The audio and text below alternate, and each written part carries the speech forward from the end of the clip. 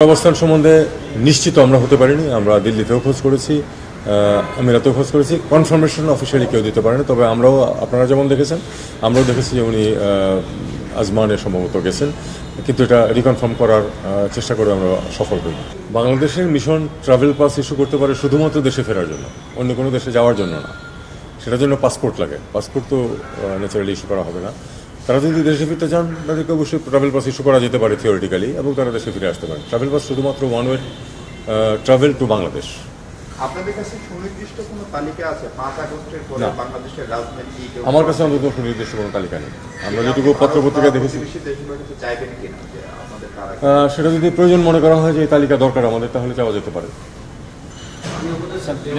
Lebanon নিয়ে কি বল, লেবাননে যারা ফিরে আসতে চায় তাদেরকে তালিকা করতে বলা হয়েছে। তাদেরকে বলা হয়েছে যে ওয়ার জোন থেকে একটু সরে যেন আর একটু উত্তরে চলে যায়, এবং আমরা IOM-কে অনুরোধ করেছি যে একটা ওই ফ্লাইটের ব্যবস্থা করে দিতে, যাতে করে তারা চলে আসতে পারে। এখন মুশকিল হলো যে সম্ভবত এটা এয়ারলাইন্স যে এয়ারপোর্ট, যেটা বেরুত এয়ারপোর্ট থেকে ফ্লাই করাটাও অনেকটা রিস্কি হয়ে গেছে এখন।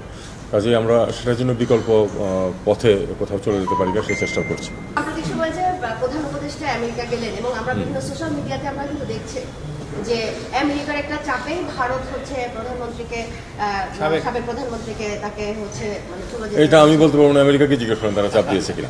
বলুন। ধন্যবাদ। অনেকেই হচ্ছে বিচার জটিলতার কারণে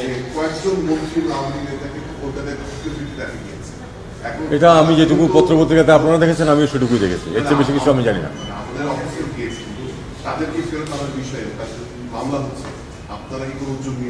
যদি মামলা যেহেতু হয়েছে বা হচ্ছে, যদি সেখান থেকে কোর্ট থেকে বলা হয় তাদেরকে হাজির করা হয়, অবশ্যই আমরা তখন তাদেরকে ফিরে আনার চেষ্টা করব।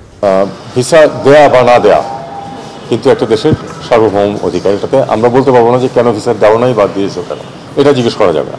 এটা তারা তাদের অধিকার। কিন্তু আমাদের এখন যে বিষয়টা, সেটা হলো যে দীর্ঘদিন এটাকে আটকে আছে, অনেকদিন যাবৎ, এবং 20,000 কেস ক্লিয়ার্ড হয়েছে রোম থেকে।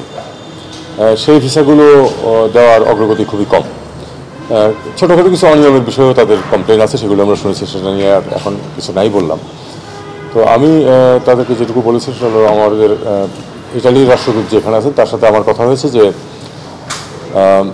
তারা 2-3 জন অতিরিক্ত লোক তাদের দেশ থেকে আসছেন এখানে মিশনে কাজ করার জন্য, এসে যাচ্ছেন। আসলেই তারা তাদের গতি বাড়বে।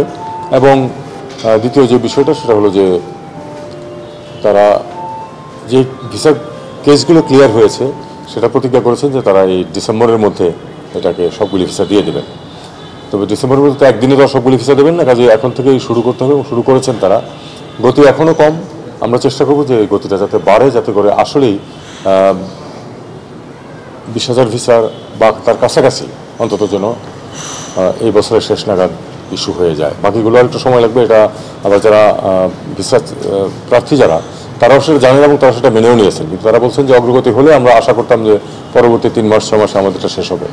আমরা সেদিকেই চেষ্টা করে যাচ্ছি, দেখা যায় কতটুকু করা যায়। আমরা একটা কথা আমি তাদেরকে বলেছি, সেটা হলো যে আপনারা যদি মিছিল মিটিং করেন, ঘেরাও করেন, তাতে আপনাদেরও কোনো লাভ হবে না, আমাদের কোনো দেশেরও কোনো লাভ হবে না।